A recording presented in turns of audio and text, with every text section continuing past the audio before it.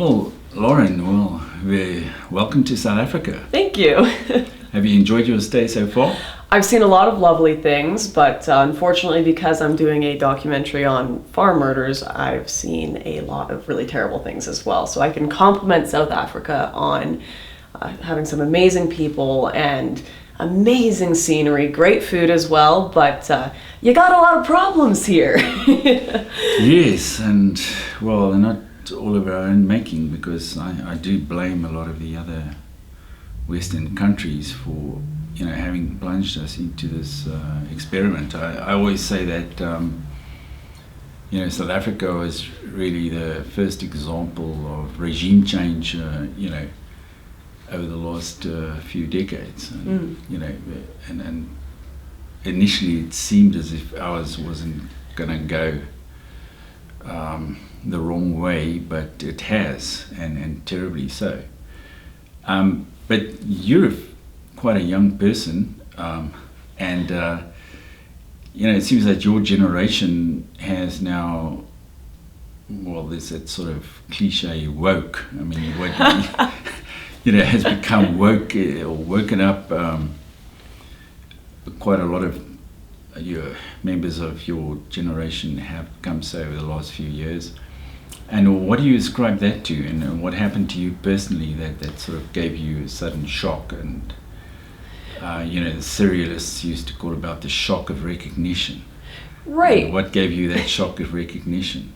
Well, I think people were able to ignore the underlying problems that have come with liberalism, postmodernism, multiculturalism for a while, because they hadn't quite seen the results of it yet. But our generation is just on that edge where they're starting to see what this experiment is looking like. They're starting to see in their schools, I'm being forced to call my teachers and my fellow students 46 different genders. This doesn't logically make sense. They're starting to see I can't walk into certain neighborhoods without being spat at, not being served, or even being called names or attacked if it's something like the suburbs of Paris these days.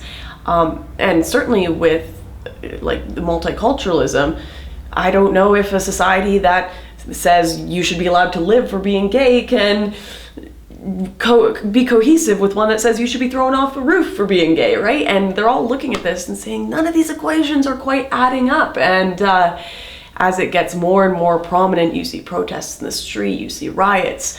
It's impossible for us in the age of the internet, when we see all of these things on our TV screens, because people they didn't quite have TVs, the technology before, to see all the protests, to see all these things recorded. Now we're forced to confront them, and we're asking these questions. Is multiculturalism going to work? Is postmodernism a great idea? And we're not getting the answers we want, so we're getting more and more curious. Yes, and there's a palpable physical threat as well, because it's all very well to theorize about all these things, but one day you get mugged or you get attacked in the street. Over here in South Africa, a lot of people do get attacked in their cars, for example, and they get. I know of a young girl, probably a bit younger than you are, and I mean, she drove past one of these multicultural areas, we might call it that, and then a guy threw a huge rock through the window of her car and broke her arm in the process, and also stole her laptop and other valuables from the car. And once you get hit by an incident like that, it is a shock to you, and then it starts to, it sets your mind going, and why do these things happen? What caused them? And why didn't anybody warn me about that? It's been very bizarre for me to see how people live here in South Africa. And I mean, I keep thinking to myself, is this how I'm going to have to live one day in big cities in the US or in Europe? I mean, I've gone to people's houses while I'm filming this documentary, and they're living in homes surrounded by electric fences with constant cameras around it. Not just cameras, they've got guns ready. They've got alarm systems that will go blaring, lights, everything. And that's just how they live on a day-to-day basis because of this. And I mean, I guess if I were living, I've been in places like the suburbs of Paris where I see videos come out where police officers can't even drive into these areas because they'll be beat up. They say, get out of here, this is our land now. It's a very dominant culture that is not compatible with Western culture, that is coming in droves to places like France. And if that becomes more than just the suburbs and becomes the regular neighborhoods, will people in Europe one day have to live like how some people have to live in South Africa with electric fences? I mean, where we are right now, just in a hotel that's surrounded by an electric fence in Johannesburg. Like, this is something I never would have thought. Yes, and every building and every shopping centre has got heavy security and security guards wandering around and walkie-talkies and so on. So it's sort of an incarcerated society or something.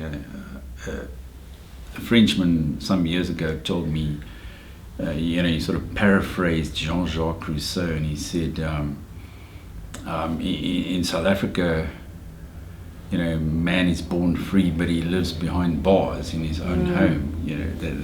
That kind of thing. But you've been, you've witnessed some of the great kind of battles or protests in the US these past few years in Berkeley and in, well, you weren't in Charlottesville. But I was not in Charlottesville, but I was in Berkeley. Yes. Yes, and you've had something similar in New York as well. Yeah, things are heating up on the political front among the youth. I don't think anyone is satisfied. They're all feeling very disaffected, like their governments aren't supporting them. If they're on the right, they kind of recognize where a lot of these problems are. The governments have become so generous with strangers, they're no longer sustainable for themselves, and their freedoms are being taken away. On the left, they attribute it to, everything is white supremacy, everything is oppression, and just no one is satisfied. They have no identity, they have no understanding of what they're supposed to do. So the problems in America are very much so, unless we're talking about Black Lives Matter riots, between Antifa and such, are ideological schisms between young people who are very disaffected from the political world. The problems in South Africa are at a far more dire stage, I've found. Yes. And very much so the reality of quite far left policies being implemented. I mean, you were telling me, like, the ANC, these are people that would have been on terrorist watch lists before, wouldn't they? Yes, exactly. Yeah, and then it's even considered kind of a good thing on your CV if you've done some time in prison, or if you put a bomb in some place. I mean, that's considered, you've done something for the struggle, so-called. But if you've killed a few innocent people, I mean, that's considered a recommendation, and that can get you a promotion of some sort, It's for people, I find a lot in America and Canada, you really have to, like when people are trying to explain why something like feminism is a problem, they'll be like, okay, imagine if the genders were reversed. Imagine if men were having protests where they were demonizing all women and telling them they're all rapists, such and such. Then everyone's like, oh, okay, that's kind of bad. So how I like to look at the situation in South Africa to explain it to Americans and Canadians is, imagine if Donald Trump, who everyone says is a white supremacist, all these things, terrible, gonna kill everyone. Imagine if he actually went on a stage and said, we're gonna confiscate all Black people's land. We're going to take it away from them. Oh, and not only that, I'm going to have political rallies where I brag about shoot the boar, shoot shoot blacks. Yeah, Imagine if he was saying that. That's happening here towards a comparable almost minority, because you're about 8% Afrikaners, exactly. Around 8% African Americans are about 13% of the population. But that's actually happening here. Yes. The exaggerations people are putting on Trump are actually real towards parties like the ANC and certainly the EFF, this extreme radical Marxist party, which has 10% of the vote. It's shocking. Yes.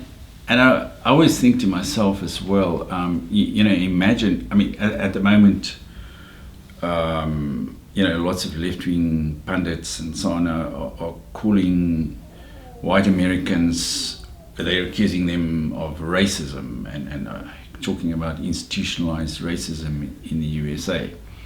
But imagine if affirmative action had to work the other way around, that it would apply to the majority. It would benefit the white majority in the USA, and it would be a form of discrimination against the minority.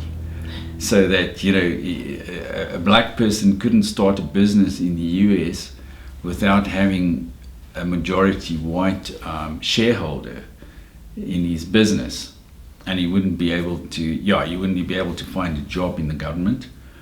He wouldn't be able to work for a big corporation because there would be a quota for white Americans at the corporation, and you know, up to 80 or 90% of employees would all have to be white by law.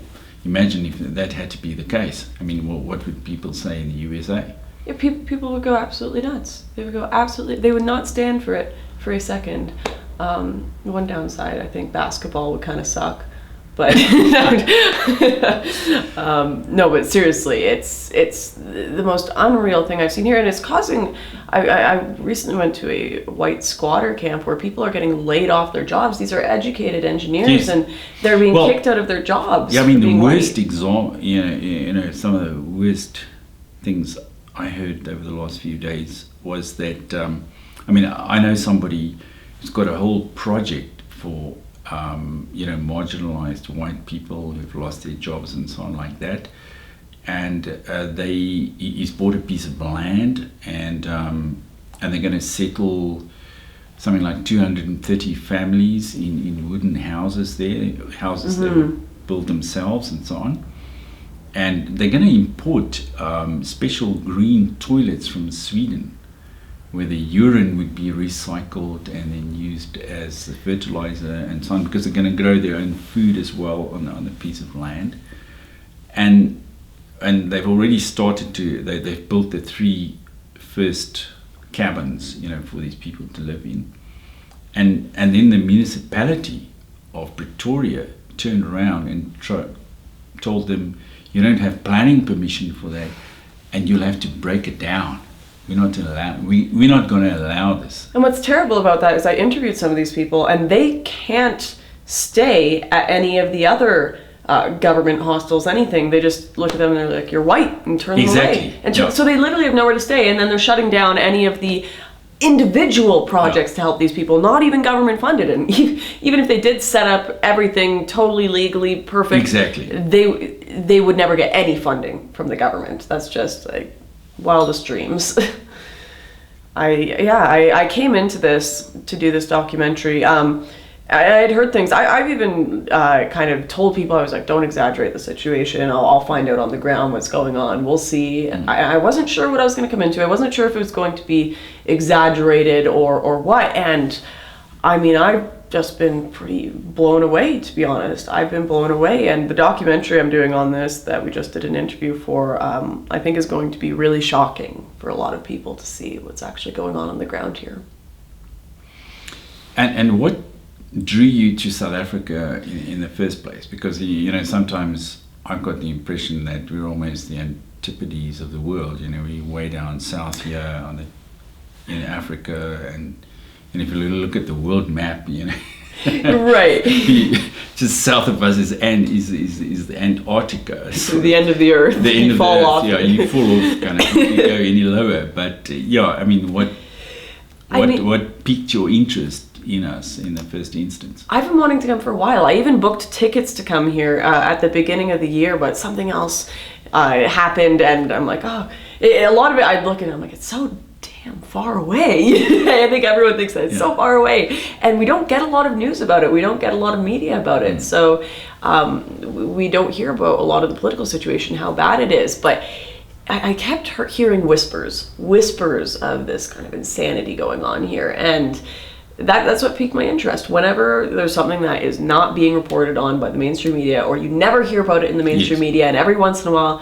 you hear people say there's something big here, usually that's because when there's smoke, there's fire, and the mainstream media is really trying to waft away that smoke right now and make sure we don't see what's going on, because it really does seem like a kind of warning for what could happen in the rest of the West with these clashes of civilization. I mean, people have to understand it's just how different some of the groups here are. I drive through certain townships and you'll have like no Afrikaners there because these are communities that they believe in witch doctors and they've got their faces painted of magic and everything. Yeah.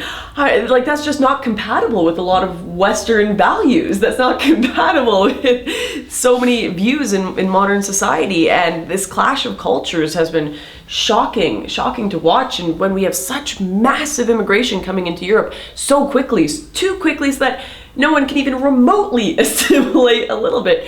I mean, how do people expect that to work? And of course, in this century, the population of Africa is going to expand from about 1.2 billion to 4.5 billion. Mm-hmm. So half of all people on Earth will be Africans, and they will be coming from here.